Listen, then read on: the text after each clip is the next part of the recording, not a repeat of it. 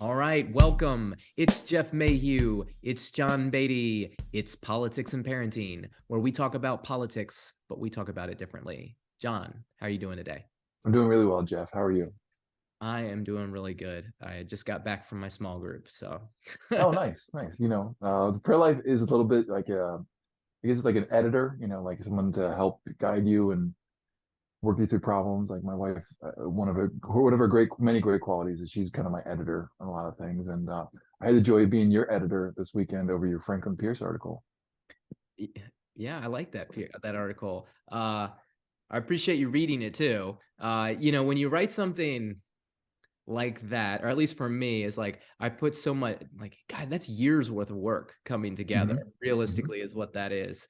And I was like, you're like excited about it, but you're nervous about it.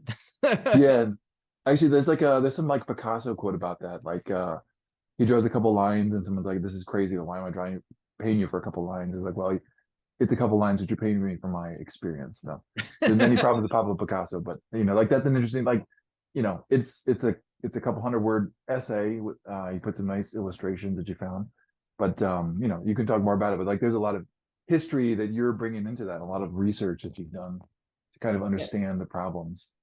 Yeah, and like my whole thing is, when we talked about on the last podcast, read as much as possible layered over top. And the thing I found while reading history is like reading the antebellum period is really hard because there's not much to read. Yeah. Like there aren't a lot of biographies, there aren't a lot of books on it. It's just it's the dead zone, right? So I've gone out of my way to find information about, James Polk, President Tyler, who else was there? Buchanan. James Buchanan, Franklin Pierce, all these guys that were like the authority of our country, Hmm. that like they don't have these massive, biographies like these other guys do. And I just, why? I figured it out.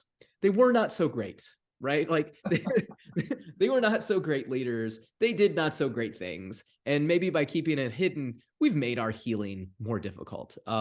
So I figured, let me tell Franklin Pierce's story. Let me like Hmm. share a little bit about who the man was, who the leader was, and what happened. And so Pierce, one of the things that kind of like drew me into his story immediately was like hearing about his children. He lost all of his children before of age 12, which is just, as a parent, you read that and you feel for that person, right? Him and his wife. And especially in the situation where he lost his last child. He was 11 years old and he died in a train accident while Pierce was like going to be sworn in as president. Now, there's a couple different stories that I've read. One says that his child was like, they got off to stretch their legs, and then the kid was like running to catch up with the train and like went to grab and like, went under train or whatever. And then the other one was that the train derailed. Franklin and his wife were okay, but the kid was very gruesomely uh, killed. And so you don't know which one. You just know that it happened, right? But it's also it puts you thinking. This is what he went through right before taking the hardest job in the world. Think about it yourself and like what you would be going through in that moment. Like, how is your decision making? How are you processing grief and stuff like that? Well, Franklin was a alcoholic. He was an alcoholic his whole life, pretty much from the sounds of what I've read. More like a social alcoholic, somebody that functions very well in society, but kind of makes a fool of themselves at social occasions. And then after this tragedy, he kind of just fell into full-fledged alcoholism. This is the guy running the ship. This is the guy like making the decisions for our nation in this like very precarious moment. You got to Right. remember, was like 1853, right? This is a great compromise, right? Well, so 53 it was the 1850 compromise. Hmm. 1853, he's in office. I guess 1850. the aftermath of that it didn't really solve all the problems they thought it would solve. Well, I mean, it was a very thin compromise, the 1850. I mean, it was just holding the threads together. I read recently, like somebody's perspective on it was, it just held the Union together long enough to build up the ability to save it. Was kind of like the way they put it, and I feel like it's a pretty good analogy. So, anyways, he's a supporter of the Kansas-Nebraska Act. He's really good friends with Jefferson Davis. Um, Jefferson Davis kind of gets him elected. And you find this story a lot in history, and you find it with good leaders and bad. We've told the story of James Garfield's convention victory on this, where he was the dark horse. Polk had a dark horse story. Pierce had a dark horse story. He literally was not there. He did not know he was nominated. He had no clue he was going to be the presidential nominee and then the eventual president. Basically, they couldn't decide on a candidate. You had people like James Buchanan, Lewis Crass, Sam Houston, Stephen Douglas, all vying for the candidacy. And they couldn't make a decision because the party was so splintered on basically the debate of slavery. Even the Democratic Party is splintered on this. And you got to think, at this time, there is no Republican Party. There is no real majority party at this point to fight them. And so he gets the nomination. And then after that, the party unites, right? And that's what they do after a primary, unite together. And they unite around this very, well-spoken, intellectual, educated man he's got these, what I would describe him as dashing good looks. Mm-hmm. He probably looks really good in a suit and tie. And he's friends with Nathaniel Hawthorne, who is the novelist. He writes this very generous biography of him, which helps raise his standing. And he's facing Winfield Scott without a strong coalition and without a strong party. And he like mops the floor with him. So you got to think, if you're Franklin Pierce in this moment and you're processing grief, not great, you're struggling through this dark moment in your life, you are kind of not beholden to this man, Jefferson Davis, because Pierce drags him in realistically, but at the same time, he's his like main guy. And if there's anything that reading history has taught me, is every authority figure has a guy that they lean on. Like, that's what I tell people all the time, is like, when the Madisonian Republicans were really born the moment I met you, right? Mm-hmm. And because I need somebody to talk to. We all need somebody to like bounce ideas off of, to be an authority, any type of form of authority. And you see that with Jefferson and Madison. You see that with Lincoln and who was it? Was it Chase or Stewart? I can't remember at this stage, but it was different ones at different times. Not Chase. I can picture the guys. I know. I put you on the spot. I'm sorry. No, it's all right. It's the Secretary of State. I just know that. Seward. Yeah. Okay. Yeah. So Seward, and then like James Monroe and John Quincy Adams, right? It happens. That is what, that's what this was. Franklin Pierce and Jefferson Davis. Well, who's Jefferson Davis? He's just the guy that is kind of the leader of the South. He goes on to become the president of the Confederacy. Well, anyways, the Democrats come up with this Kansas-Nebraska Act. And basically what the Kansas-Nebraska Act is, it says, let's let the people decide. And by what they mean by that is, they will tell you they let the people decide, but then they use the federal authority. And this is the place that really frustrates me about like this whole debate about the Civil War and who were the aggressors? The South were the aggressors in every step, right? You go back to the gag rule in Congress that they instituted. They stripped away your First Amendment rights. They said in Congress, where you're supposed to be able to say whatever you want and have all the protections. It wasn't necessarily the South, but what I like to label it is, and I do in this piece, is they were a small elite group of wealthy men. Okay, that's what they were. They were Madison's greatest fear because they combined that with the state. And so, that's bad leadership, in my opinion, just because if you're saying, well, I'm giving people more freedom to decide for themselves. Well, are you? Because what you're allowing a group of people to do is you're allowing a group of people to strip away somebody's First Amendment rights to protest something that is against what we believe is our human right. And you're also telling them that it's okay to go fight and kill other people for it. Um, And it's it's also it's even worse because you're doing under the guise of protecting people, where you say like, well, we'll let the people decide, but in reality, you know that the people from Missouri are going to come over and cause trouble and affect the election. Yeah. And so like some of my big problems with this happening and like us just, Franklin Pierce, right? So like one of the things that I noticed when I was reading about him is he read Locke's essay concerning human understanding, right? Which basically says that human beings are a blank slate and they are a result of, or human knowledge is a blank slate and they are a result of their experiences and whatnot. Well, Pierce read this. He was very influenced by this. How does he not recognize that the people enslaved were just like, it wasn't the fact that they couldn't be equal to us, it's the fact that we weren't allowing them the opportunity, Mm-hmm. right?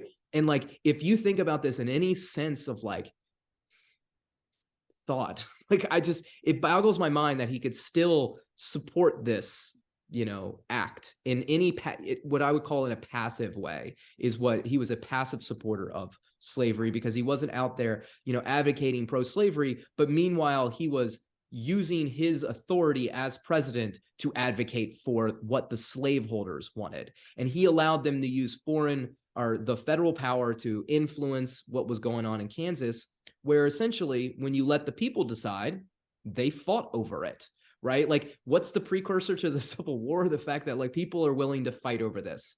Mm-hmm. They had two constitutions in Nebraska. They had two capitals in Nebraska. They had two legislatures in Nebraska. Like, what were you doing? Like, this is an abdication of your responsibility. Your job is to keep the American people safe. Your job is to resolve conflict. And you've basically said, I can't do it. And the reason they said they can't do it is because they had lost. They had lost so long ago. There was no constitutional right for slavery, and there was no moral argument to be made to protect slavery. And so what happened was the Democratic Party, the party that rose to power from Andrew Jackson, had left the Jacksonian idea of government and it had become its own little power source. And that power source was co-opted by the slaveholders. They were the wealthy elites that were running the country. Okay. And so they used this, they crafted this, constitutional idea that it was guaranteed. And in the article, I explain the Three-Fifths Compromise. I quote out a piece from the Federalist Papers so you can understand like what were our framers thinking about slavery. Yes, they made this compromise, but how did they move the football forward? Well, they moved the football forward by making sure that our Constitution recognized that slaves were not just property, they were people, which gave them the right to representation. Okay. Mm-hmm. And it was only a matter of time before enough people would see that you would be able to make the change. And the argument that the slaveholders made was it was constitutional because it was written in the Constitution. And when they didn't get what they wanted, they often used force. So we go back to nullification with Calhoun. We go back to the gag rule, and the argument that they used for secession and for nullification, actually, it's crafted by Calhoun, but it's actually kind of stolen from Webster, Daniel Webster, who was making the opposite. And in his oration, he claims that the Constitution is a compact among states. And Calhoun, in rebuttal, acknowledges this. And he goes, yeah, it is. And I'm the state, and I can do what I want. What he doesn't recognize, and where they're both realistically wrong, is it's not. It's not a compact among the states. It's a federal convention, which means we had delegates from all the states that came together and wrote this Constitution, and then we sent it back out to the states to ratify, Mm-hmm. right? So it is the people who wrote the Constitution, not the states, okay? The states ratified the Constitution. It is a compact of the people, like Lincoln said, of the people, for the people, by the people. And so this argument that they had crafted was wrong. And they had to know it, right? These are all very smart, educated people. I think like the thread of slavery is connected by Calhoun, right? And he's the one that kind of crafts that states' rights argument and that constitutional argument that the slaveholders use. But by the time you get to Jefferson Davis and all these other people, um, they're not the same. Like they're not making the same argument. Calhoun was making something that he believed his right. Now, he was wrong in his belief significantly, but it is the way that he saw the world based on the old world views. At this stage in the game, in the 1850s, nobody really kind of thinks that way. They've just co-opted his argument and you're using it for their purpose. Right. The same way that the Democratic Party is using their power, or the slaveholders are using the Democratic Party, all those coalitions to get what they want done. They were overwhelmingly the minority in the country, right? Like how many slaveholders were there compared to actual citizens, right? Very few. Very few, right? And you know, white Americans were hurt by this. I know that like Mhm. it's something that maybe we don't talk about a lot, but like they wanted the jobs, you know, like, hey, you should be paying people for that labor. You know, maybe they were still racist and they didn't want you to pay the like black people, but they wanted those jobs. They wanted to get paid to do that work, so they weren't left in poverty. Um, Yeah, it severely depressed the Southern economy, and that was one of the problems towards the end of the Civil War. Was a lot of people in the South were like, "Why are we fighting this war that really doesn't make us any better?" And it's just enriching a few elites. right. And that's 100% what it is. It's just they were a group of wealthy elites. And so like going back to like the Constitution and like what Madison's fears were, he was afraid that his biggest fear realistically was the state, not the federal government.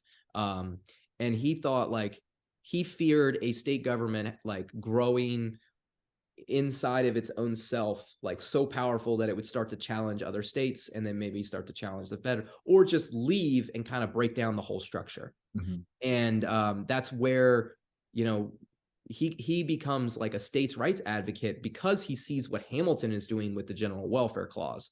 But in reality, that general welfare clause was there to protect like itself from the state. Remember, the whole purpose of the government is to protect people from oppression.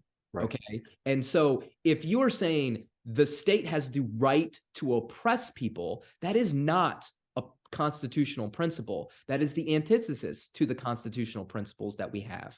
And it's just you've created this argument inside your own head to protect your own personal interest. It is political. It is not constitutional.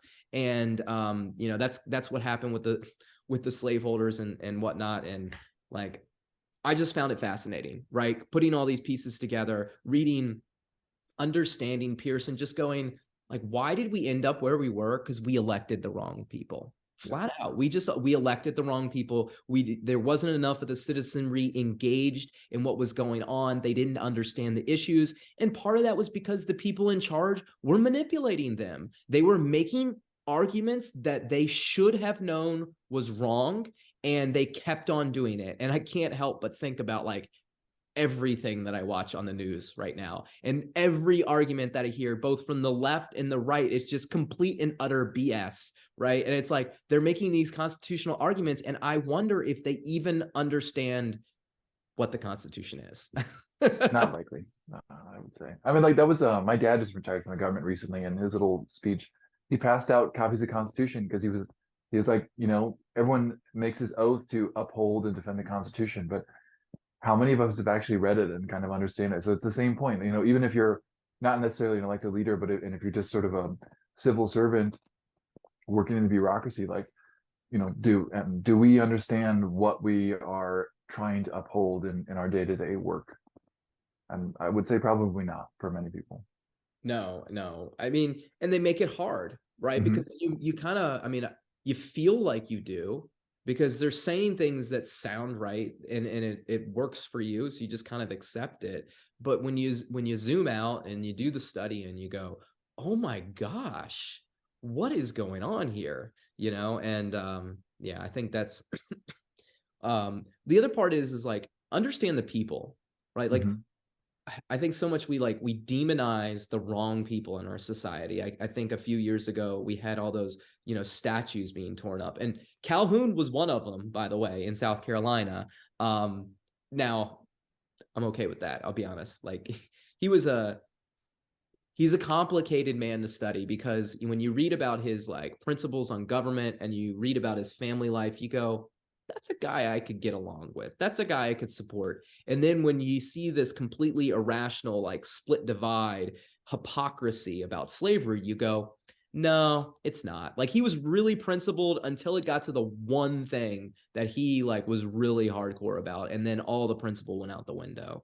Um, but we should focus more on like who's the real good leader and bad leader. Like don't demonize our founders like Washington and James Madison and others for owning slaves. I mean, it's not great, but it was a product of the time. They were literally in circumstances like I always think of Jefferson's story where like his first memory is being handed up to a slave on a horse. Like he was born into slavery, like a slave owner, as a slave owner. What was he realistically going to do as a child to stop that? Nothing. And you could make the argument that he did a lot to stop slavery simply by writing all men are created equal on the Mm-hmm. Declaration of Independence, writing that down for future generations to work towards, right? And go, well, they didn't really mean it. Well, if they didn't really mean it, why didn't they write all white men? Right. Right? Like, because that's the way that people in these situations think, is like, we have to write it very specifically for what we believe. Otherwise, future generations could be confused by it. And if you think like, well, why'd they write all men? Well, because deep in their hearts, they did believe that, right? Like they didn't see it. It wasn't going on in the world, but they absolutely believed it. And, that goes to the point about the 3/5 compromise, right? Yes, it was written in there, but the word slavery wasn't written in there, right? And it was a recognition of they were human beings, and that Mm-hmm. was really important to happen. So yeah, we should know more about this. We should share Absolutely. this. It's like the Civil War is kind of a black hole that sort of sucks everything in on both sides. Like I think like Reconstruction is another area of history that suffers from that sort of lack of writing about, and an area that we don't focus enough on schools and studying. But definitely the antebellum is could use a more study for all of us. Yeah, absolutely. um the one thing that was it I was reading about Calhoun today, and it was, so the other thing that like happened that really people don't think about is, why were the slaveholders so aggressive in protecting slavery? Well, up until 1833, slavery was kind of just accepted worldwide. In 1833, Britain, they had in well, let me back up. In 1772, Lord Mansfield decided that British law was no more slavery. 1772, but it only applied like to the island. It didn't apply to all the territories and everywhere else. So it affected a very small portion of the world total. Well, in 1833, the British government basically acknowledges this for all of their territories. So this like starts to really, this is the real abolitionist movement. And you get kind of two problems with this.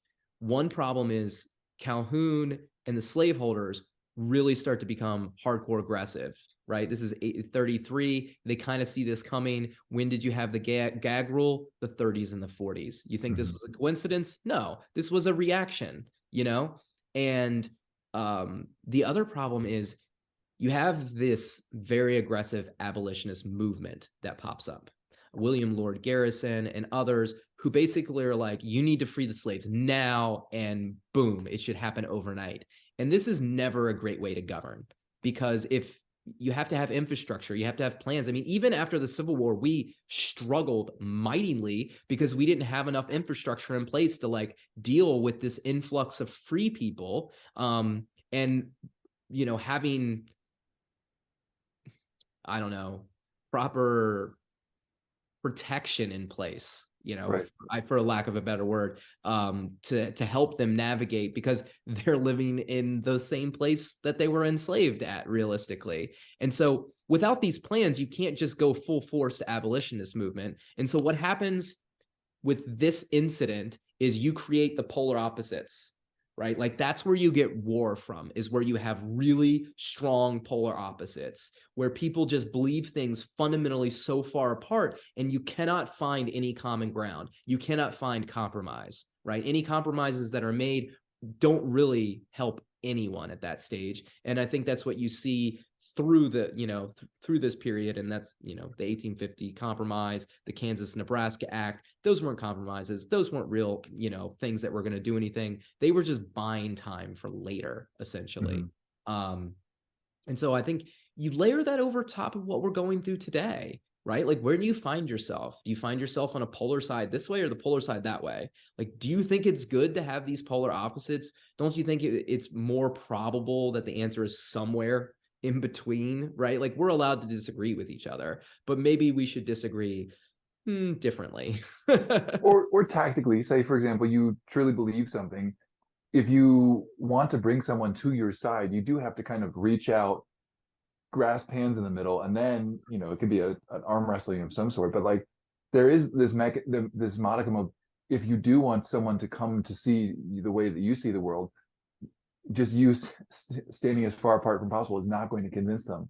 And in fact, it certainly drives them apart. So there is the sort of a practical aspect to trying to find that middle ground, so that you can come together and hash it out. And depending on the issue, you might feel strongly one way or the other. But I think that middle ground is the key for someone coming to your side, maybe you going to their side, depending on the issue. But like, I think it's not just the fact that the answer might be in the middle, but the answer, that getting to the answer requires you getting into the middle in order to actually to figure it out. Yeah, because like you said, like, how can you have a conversation with somebody who's so far away from you? Right. At my small group tonight, Adam said, like, shoot, I wrote it down in one of these books. Hold on. He said, better conversations happen with smaller groups. And I'm like, preach it, brother. I get you. Uncap the house, But like, yeah, I mean, like I talk about a lot, you have to create an environment where you can solve problems. And that's what our government does through the legislative body and all the checks and balances. And when you get a side who's willing to strip away those rights, in the name of their interest, in the name of the state, they are not the victim. They're the oppressor. They're making you believe that because they're trying to build a bigger coalition so they can dominate you completely. And the thing from my article that I really, like, is kind of that eye-opening part is where you read the quote I put in there from, is it Federalist 54? Federalist 54, where he's like, Madison's like, when you line the legislature, the executive, the Supreme Court, when you line all these up in the name of one, that is but the definition of tyranny. And again, I've talked about this on the podcast. If your federal representative or your president, whether it's Trump, Obama, Biden, Harris, whoever's running for office, if they're like, hey, you need to vote for this person so we can win the House, and you need to vote for this person so we can win the Senate, so we can get this person on the Supreme Court, what they are asking you for is submission. They're asking you to be a tyrant. They may not even realize it, but that's exactly what they're doing. And as citizens, we should be informed and weary of these asks from us. That was in a fundraising email I think I received yesterday or today about the need to win back the state Senate, because that way you can line it all up and you can pass your agenda and such. Yeah, that's not politics. Like, that's not republicanism. Okay, that's power. Like, plain and simple, that is power. They are saying, give me power so I can do what I want, especially when they're just sending you an email. Are they coming and talking to you? Are they having a conversation with you? No, they're so far away from you, you'll never get a chance to hear them. Like, wake up. Like, just wake up. one day we'll get better representation. One day we'll get better representation. So, John, I hear that we've had some like electric car issues. What's going on with that? Going back to everyone's favorite punching bag, Elon Musk has this really cool car company called Tesla that made the electric car cool. So I have a BMW i3 with a little gas engine in it, and it's kind of from this area of electric cars where it had to be sort of like unique and stand out in order to show how trendy you were and how environmentally conscious. But the Teslas are interesting because they're actually kind of like more like regular cars that are just electrified. So there's just like this big push to electrify all the cars. And if you watch the Super Bowl, there was car commercial after car commercial was about electrification. But one of the challenges of switching your whole infrastructure overnight is going back to being prepared. Like we're not really prepared for this. Like I think there's a huge blind side to trying to get rid of every single gas car in the next 10 years when we don't have any infrastructure to charge it up. And and it's not like you can't build charging stations and stuff, but I don't think we're ready as a society and understand like all the implications and all the changes for that. For example, the Tesla supercharger network is incredibly efficient. And if you're a Tesla owner, they're all over the country. You can plan your trip. You can understand like, well, I'm going to be at this spot. It's going to be 30 minutes to charge, and then I get on my way. But one of the challenges that I've heard about is that there's lines now. So not only are you waiting 30 minutes to charge, but you're behind a couple other cars waiting for 30 minutes to charge. So, if you do a cross-country road trip and what was usually a 10-minute stop at a gas station, maybe a little longer if you had to stop into the bathroom and get some food, now it becomes maybe an hour that you're sitting at. Like that's a big change and a big reconfiguration of American society. And I think, that's just something we're not used to. And that's just for the Tesla supercharger network. So one of the things that Tesla's going to do in order to get government subsidies is they're going to open up their supercharger network so that more other car companies can use it, which in one sense is great off the government, baby. That's right. Like for me as a non-Tesla owner, like that's phenomenal. If I have more options for charging, especially fast charging, but that's just going to make those lines longer. And so now, again, like it'd be good to think about these problems before we just sort of impose our government's will top down on everyone in society. Like maybe there's a better approach. And going back to my little BMW i3, it's got maybe one of the smallest batteries. It's like basically 70 miles in range, which is good enough for me to get like home to work and back. But it has this little this gas engine in the back of it, which is a tiny little scooter engine. The gas tank's 2 gallons, but it allows me to continue going. So I'm not stuck at an electric charger. And I think like that's kind of the way that if we're going to go down electrification, we really have to go with like a hybrid approach where we can start going electric and take that as far as possible, but we've kind of got this backstop for fuel. And I think like, long range trucking, the Norfolk Southern Railroad, those are diesel trains. And so the idea that you could just electrify those is ridiculous. Like they need a lot of energy to pull big loads for long distances. So, let's not get away with fossil fuels immediately. Let's try to introduce things in a free market way where we build cool products that people want to buy, like Teslas, see where that takes us, find the gaps. And right now that's kind of charging stations. Like if it's also just the basic battery technology where if you want to go for long distances, you just have to build in big chunks of time in your trip that you didn't have to before. We can get used to that. We can shape our environment to get to make it match us. But I think like that's just something we should think about as we allow top-down government subsidies to radically alter our life and think about how it's going to affect us in the future.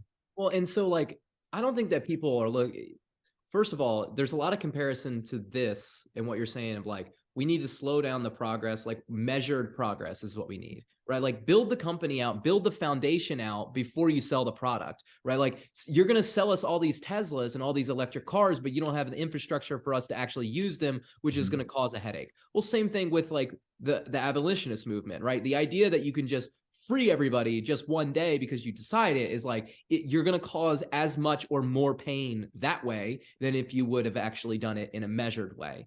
And this is the problem that we always have. You have these polar opposites. You've got one that's like, I'm fossil fuels, like you can't ever take these jobs from us. And then the other side that is like, well, no, Get rid of all those gas cars that's the today. olden days. It's over already. You need to change this tomorrow. And so, like, you got people like Tucker Carlson. I think I saw an interview with him with Ben Shapiro recently, where he was like, "Yeah, use the government to like protect these jobs." And I'm like, what is that? Like, how is that a conservative, like small government, limited government guy? You know, like use the federal government to protect these jobs. Like, shouldn't you want, I don't know, leaders who, like you said, measured progress, that plan these things out? Yes, we're going to lose these jobs, but we're going to gain these jobs. It's going to happen over time. And most importantly, talk to the people. Do the people want this? Right? Like, and if you're going to say, all right, well, maybe the people don't know, then inform us. Why do we need to wean ourselves off of fossil fuels? Explain it to us, and we'll work together with you. But don't just go, hey, this company that pays a lot of money to my fundraising, like they make a lot of cars, and so they want a bigger market. So we're gonna manipulate the market so they can sell more cars, and then they'll be able to donate more money to my fundraising campaign. So this is now your life. Go deal with it. Right. Well, the other thing that you hear too, I mean, going back to like trying to inform people is we're going to run out of oil, like there's not enough in the ground, but like, isn't that the same with lithium ion and all the other rare minerals that go into the batteries? Like we're robbing Peter to pay Paul in terms of where the minerals resources that go into in order to power our society. If it's not fossil fuels pulled out of the ground, it's lithium ion and cobalt pulled out of the ground. And like it's just like we're not being rational about this and not really thinking it through and being like, what am I giving up and what am I getting? And if you're just trading one thing for another, one problem for another, we're no better off. And that's where that measured progress and trying to, be patient and persevere through something, but not take the easy fix and not take the easy solution and really try to make things not worse as you're trying to restructure society. Right. I mean, if you're going to make change, right? If you're going to change something, like change is supposed to be for the better, right? And if you're not going to think it through and you're not going to plan and you're not going to build a foundation, then the change that you're going to end up with is chaos, essentially. And one area where there is measured progress, where we've seen so much benefits over the past couple, like maybe 100 years, if not more, is farming. Like there were people in the 50s were saying we were going to run out of food with our 3 billion people in the world. And now we're close to 8 billion, if not more. And we can feed all of them within excess. I mean, like the amount of food that gets thrown away. Like I worked at a restaurant and we were just shoveling food at the end of the night into trash cans. And it was kind of just sick and disgusting. And that's why I like my chickens, because they eat our food scraps and stuff. But like, there's so much abundance that is available. And that's just through measured progress in agriculture. And, you can complain about, fertilizers and things like that. But overall, I think even if you're not doing some of those techniques, like we learn a lot and we get a lot better at this. And we are able to, instead of running out of food with 3 billion people or running out of fossil fuel with 8 billion people, like maybe there is an avenue where we can power the future and have a higher standard of living and use less energy. Like I think that's the imagination needs to go in. Yeah. And I mean, like one of the things that I think about is like, we're gonna move everything to battery, right? And everything's got a charge and it's all electrified, right? Is that gonna make the cost of like to like of my regular living expenses to go up?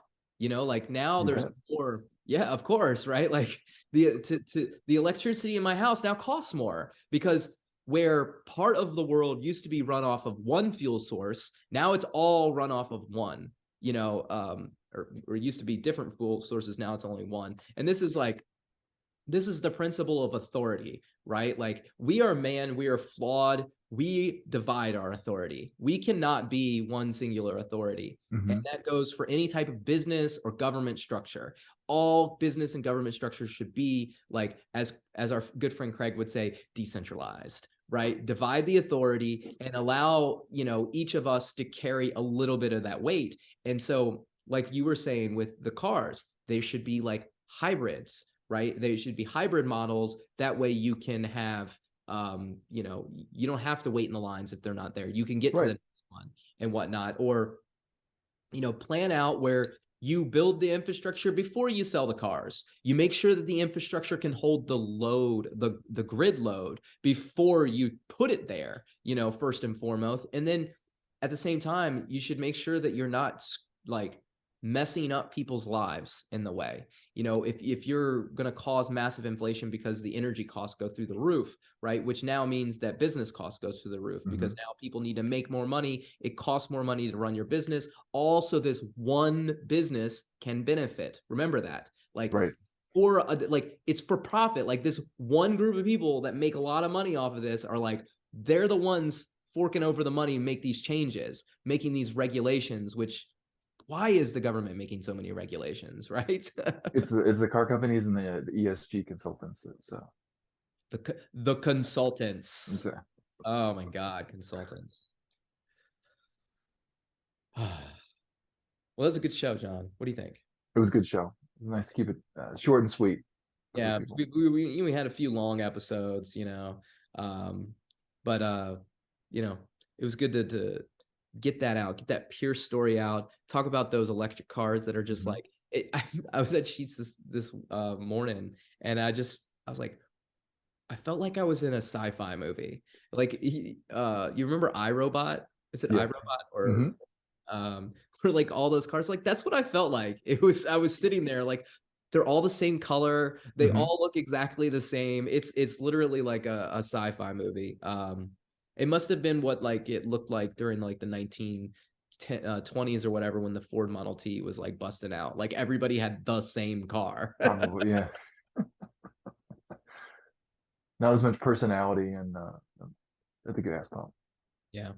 All right. So a few things before we go. We have I put out some new content. I got a little show that I put out with my wife where she asked me questions about what I've read. We talk about a little bit of government. I did another one with my son where he asked me questions about history. It kind of started because this is what he does all the time in the car while we're driving. So we just put it to the camera. It's got some good information in there. It's on our YouTube channel. You can find politics and parenting. We also got the Franklin Pierce article coming out tomorrow. And John, you've got an article that's fantastic on local government and the importance of paying attention to your local government that should be out by what's today? Monday, Tuesday, Wednesday. Wednesday, hopefully. Hopefully Wednesday. And we have our next meeting on March 18th. It is representation is communication. So you want to go check that out. You can RSVP at madisonianrepublicans.com. Remember to subscribe, like, and share.